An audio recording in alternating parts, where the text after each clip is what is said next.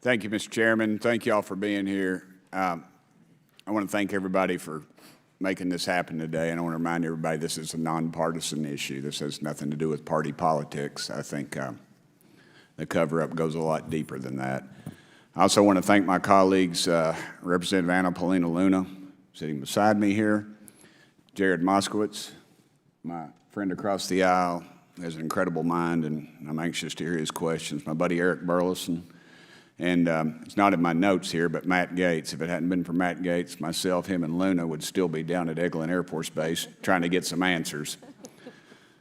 He's got an incredible legal mind. Also, I know I saw it in the crowd there, George Knapp, my buddy Jeremy Corbell. They're not witnesses, but they've provided some statements on this subject, and I seek unanimous consent to enter those statements into the record, Mr. Chairman. Without objection.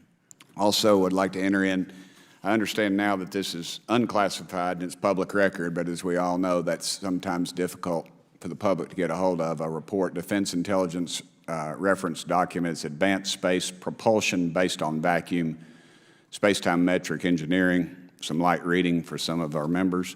Without objection. Thank you. Mr. Knapp wrote, since 1969, the position of our military has been that UFOs pose no threat to national security and are not worthy of further study. I'd say that's the biggest understatement of the decade. He also goes on to talk about the dismissive attitude. It's at odds with what was revealed in documents, reports, and internal memos. And Mr. Cabral says, as he writes these words, the UFO is emerging as a major topic of global importance. I can state that as a fact. Out there, I met a fellow who came in here all the way from Denmark to be here for this meeting. So this is huge. This is worldwide. I think we suspect what's going on, but I'd also like to thank the members of Congress who have supported our efforts to make this hearing happen. Some have even confided to me that they've had UFO sightings of their own. Those members, of course, some of them wish to remain anonymous, and I'll keep it that way. But also, finally, I'd like to thank these three brave witnesses here. They took an oath to uphold the Constitution of the United States, and dadgummit, they're doing it. And we owe them a debt of gratitude.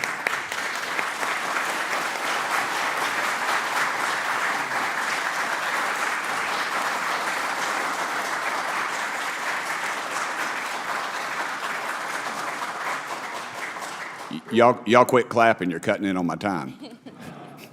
Just kidding.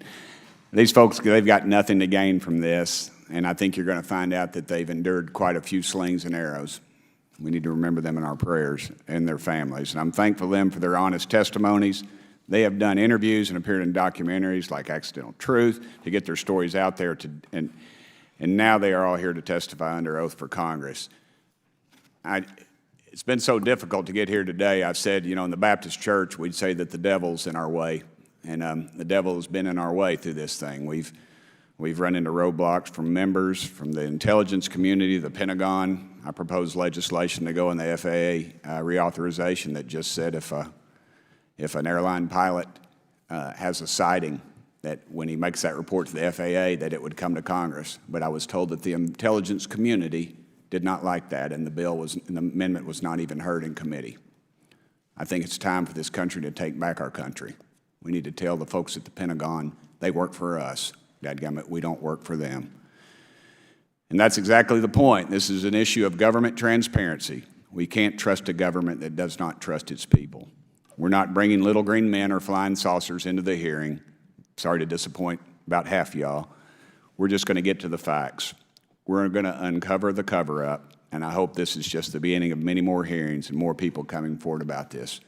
And I yield back the remainder of my time. I think, is it to Representative Luna, Mr. Chairman, or is that?